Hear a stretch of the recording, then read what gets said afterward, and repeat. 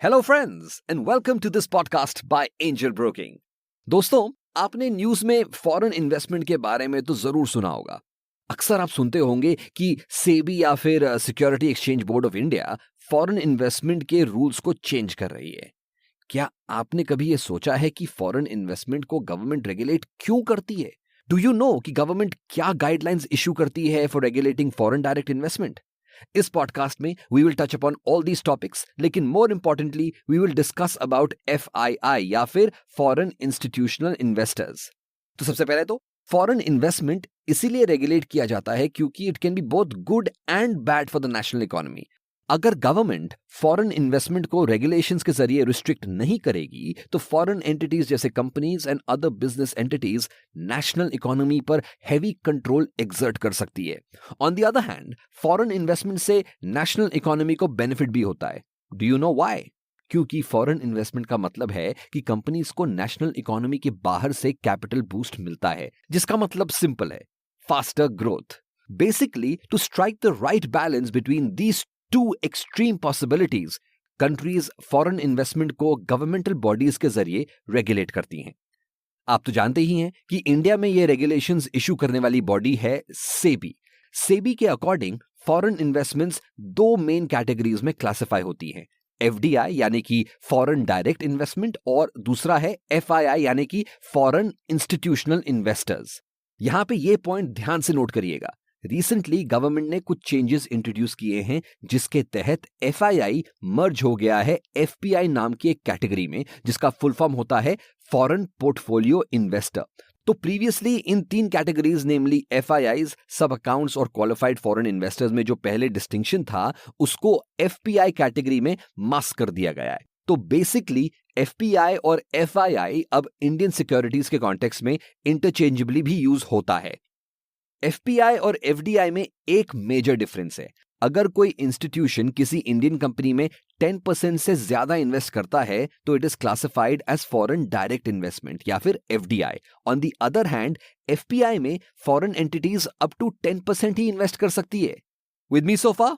Awesome. चलिए आगे बढ़ते हैं and let's talk about what FIIs actually are. FII इसका फुल फॉर्म होता है फॉरेन इंस्टीट्यूशनल इन्वेस्टर्स, मतलब फॉरेन इंस्टीट्यूशंस जो इंडिया में इन्वेस्ट कर रहे हैं। फॉर एग्जाम्पल, मान लीजिए कि कोई अमेरिकन बैंक किसी इंडियन टेक कंपनी में इन्वेस्ट कर रहा है, तो वो बैंक फॉरेन इंस्टीट्यूशनल इन्वेस्टर कहलाएगा। समझ गए? सिंपल है। चलिए आगे बढ़ते हैं। इंडिया में कई तरीकों के एफआईआईज रिकॉग्नाइज किए जाते हैं। एक बार इस लिस्ट का रिव्यू कर लेते हैं। सबसे पहले तो है पेंशन फंड्स, दूसरा म्यूचुअल फंड्स, उसके बाद investment trusts, banks, sovereign wealth funds, asset management company, insurance या री insurance companies, foreign central banks, foreign government agencies, endowments, foundations, university funds और चैरिटेबल ट्रस्ट्स। काफी लंबी लिस्ट थी, है ना?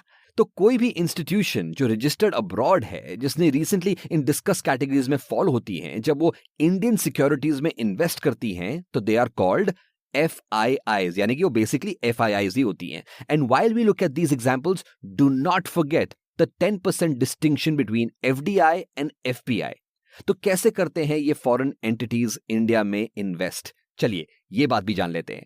इन the past few years government ने ऐसे कई नए प्रोसेसेस इंट्रोड्यूस किए हैं जिससे एफआईआईज का इंडिया में इन्वेस्ट करना काफी सिंपल हो गया है। इंडियन सिक्योरिटीज में इन्वेस्ट करने के लिए एफआईआईज को सबसे पहले सेबी के साथ रजिस्टर करना पड़ता है। वंस रजिस्टर्ड, क्वेश्चन आता है ट्रेडिंग का। इसके लिए इंटरनेशनल इंस्टीट्यूशंस को किसी वेल नोन स्टॉक ब्रोकर के साथ रजिस्टर करना पड़ता है और इसके बाद the process is simple. FIIs can invest through some of the well-known exchanges of India. FIIs India में कई तरह के इंस्ट्रूमेंट्स में इन्वेस्ट कर सकते हैं, डेट मार्केट इंस्ट्रूमेंट्स में भी और इक्विटी मार्केट में भी। लेकिन this process also includes one additional step. FIIs को इंडिया में इन्वेस्ट करने के पहले एक लोकल कस्टोडियन अपॉइंट करना पड़ता है, बेसिकली एक बॉडी जो उस FII के लिए इंडिया में होल्डिंग्स की अर्निंग्स और बाकी सभी रिपोर्टिंग टाइमली मैनर में करेगी। ये लोकल कस्टोडियन बेसिकली एक रेगुलेटरी मैकेनिज्म है।